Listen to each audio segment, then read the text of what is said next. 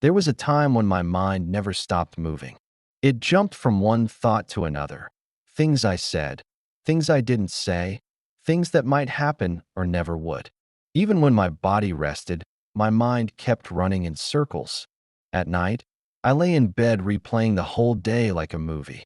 Every mistake, every small, awkward moment, every unfinished plan. My thoughts felt like waves crashing inside my head. Never quiet, never kind. Some nights I stared at the ceiling, counting the hours until morning. I told myself that thinking more would help me solve things. But the more I thought, the more lost I felt. Morning always came heavy, as if my mind had worked all night without sleep. That was when I realized that thinking had turned into something else. It was no longer helping me. It was controlling me. Overthinking begins quietly. It often hides behind the idea of being careful, responsible, smart. But soon, it starts asking endless questions that have no answers. I wondered what people thought of me. I wondered if I should have said something different. I imagined futures that scared me, problems that didn't even exist yet. My head became a crowded room. Every voice wanted attention. None of them were kind. I kept postponing small tasks because I wanted them to be perfect. Emails stayed half-written, goals stayed on paper. I was so busy thinking that I forgot how to live. One day I noticed how often I used the word maybe. Maybe tomorrow, maybe later, maybe when things are better. It was the word that built my cage. Life was moving outside of me while I was trapped inside my own thoughts. One afternoon, I went to a small cafe near my office. Rain was falling softly outside. I sat by the window with my coffee, watching water slide down the glass. An old man sat a few tables away. He looked peaceful, just sitting there with his cup of tea, no phone, no notebook. He seemed completely present, as if the world around him moved in slow motion. I envied that calmness. My coffee grew cold because I kept thinking about emails, messages, deadlines. The man looked at me once, smiled politely, then returned to his tea. I felt embarrassed. My mind was noisy, and his silence was louder. After a while, he stood up, left a few coins on the table, and walked out into the rain without hurry. I kept staring at his empty seat. Something about that quiet moment stayed with me. I began to wonder what it would feel like to live like that, to be in the moment without chasing every thought that passed. That night, as I boiled water for my own tea, the image of that man returned. I imagined him lifting his cup, peaceful and light. Then I looked at mine, spilling slightly, too full. It felt symbolic. My mind was like that cup, overflowing, so full of thoughts that nothing new could enter. I poured a little water out and watched the steam rise. In that small act, something clicked inside me. Maybe calmness wasn't something to find. Maybe it was something to make space for. I sat at my table and wrote one line in my notebook: empty the cup. It became my quiet reminder. When the mind is full, life cannot pour in. When we let go, even for a moment, space appears for peace. That night, I slept better than I had in months. Not because everything was solved, but because, for once, I stopped trying to solve everything. The next morning, I woke before the alarm. The city outside was still half asleep, streets pale in early light. For once, my first thought was quiet. I sat by the window with a cup of tea and simply watched the sky change color. I realized that calm wasn't something I had to search for far away. It arrived when I stopped feeding my mind with noise. I decided to start a small ritual. Every morning, before checking messages or news, I would sit for 10 minutes in silence. No phone, no plans, just breathing. At first, it felt strange. My mind tried to fill the space with reminders, ideas, worries. But the more I stayed still, the softer those voices became. Like waves after a storm, they began to fade. Later that week, I began writing down my thoughts instead of keeping them inside. I wrote without judgment, short sentences, fragments, lists. It didn't matter if the words made sense. What mattered was getting them out of my head and onto paper. Slowly, the fog inside me started to clear. The more I wrote, the lighter I felt. Thoughts that once chased me now sat quietly on the page, no longer shouting. Overthinking had always felt like running towards something I couldn't catch. Now I was learning to pause, to stand still, and let things come to me. When I walked home after work, I began noticing details I had ignored before. The smell of fresh bread from a bakery, the sound of leaves brushing against windows, the way sunlight touched the walls in the evening. I used to see these moments as background, but now they felt like gifts. Each small detail reminded me that the world exists beyond my head. One evening I took a walk without music, just footsteps and wind. At first it was uncomfortable, like walking without armor. But after a while, the quiet felt kind. There was space between thoughts, small openings where peace could breathe. I understood then that peace isn't the absence of thought. It's the space between them. One day, as I sat with my notebook, I realized I had been thinking about changing my life for months but hadn't truly acted. Overthinking had disguised itself as preparation. I kept telling myself I was getting ready, when in truth I was only delaying. So I decided to act, even if the action was small. I reopened my old English book, the one that had collected dust on my shelf.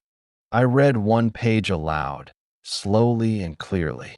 At first I stumbled over the words, correcting myself again and again. But instead of judging, I smiled at the effort. It felt human. Each morning after that, I practiced speaking out loud for 5 minutes. Sometimes it was a story, sometimes a list of random thoughts. I didn't aim for perfection, only for presence. As the days passed, I noticed a quiet rhythm forming.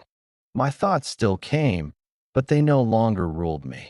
I began to trust that action could do what endless thinking never could, bring clarity. When I moved, the fog lifted. When I hesitated, it returned. It was simple and honest, like breathing. Weeks turned into months. Life outside hadn't changed much. The same work, the same streets, the same cafe. But inside, everything felt different. When challenges appeared, I no longer tried to control every detail. I focused on one step, then the next. And when my mind began to race again, I used a simple reminder. Empty the cup. Sometimes I would pause in the middle of the day, take a deep breath, and imagine pouring out the noise. In those short pauses, I found clarity more powerful than any solution my old mind could invent. I understood that peace was not something earned through effort. It was something allowed, like letting the river flow instead of trying to hold the water in your hands. There came a time when I noticed how lightly some people seemed to move through life. They didn't rush, but they didn't stand still either. They smiled easily, made mistakes without shame, and seemed to recover faster from what went wrong. I used to think that peace came from controlling everything, the schedule, the outcomes, the future. Now I see that peace comes from letting things breathe. To live lightly doesn't mean to care less. It means to stop carrying what isn't yours. When I caught myself worrying about what others might think, I asked, would it matter a year from now? Usually, the answer was no. That question became my quiet compass. It reminded me to choose what truly matters and let the rest fall away like leaves in autumn. The world didn't change, but my way of moving through it did. I walked slower, listened more, and found space between thoughts where calm waited patiently. Overthinking had once felt like a storm I couldn't escape. Now, it felt like distant rain. I could hear it, but it no longer soaked me. Some mornings I still woke with a full head. Old habits don't disappear overnight, but I had learned what to do when the mind began to overflow. I would take a deep breath and write 3 small sentences. Today I will focus on what I can do. I will let go of what I cannot. I will move anyway. It took less than a minute, but that minute changed everything. It gave shape to the day before overthinking could steal it. I stopped expecting silence from my mind. Instead, I learned to listen gently, like watching clouds move across the sky.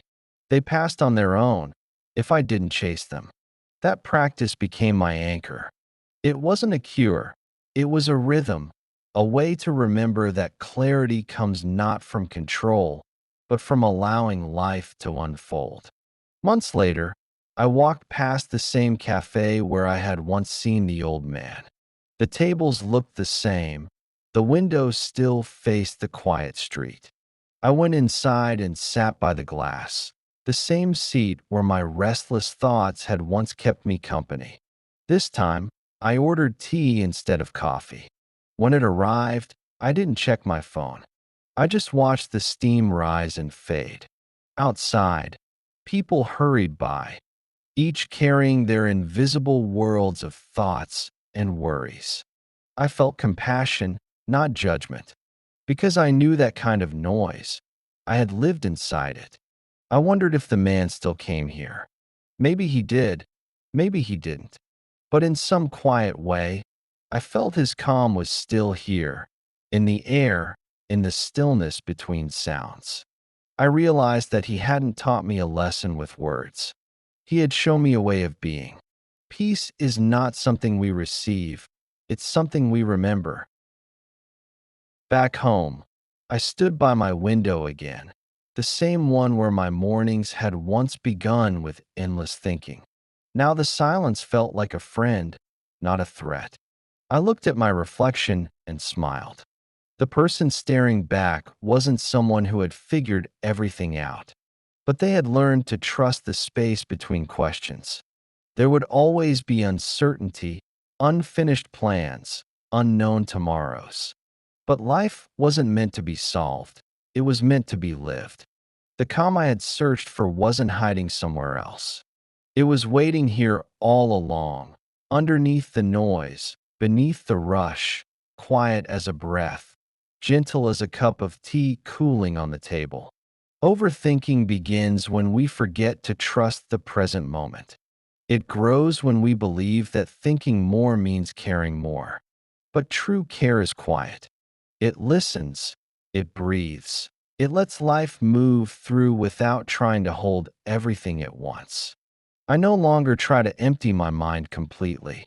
Instead, I keep it open, like a cup ready to be filled, not overflowing, not empty, just enough. So if you ever find yourself lost inside your thoughts, pause for a second. Take a breath. Look around you. The world is still here, and you are still here. You don't have to control everything. You just have to begin again.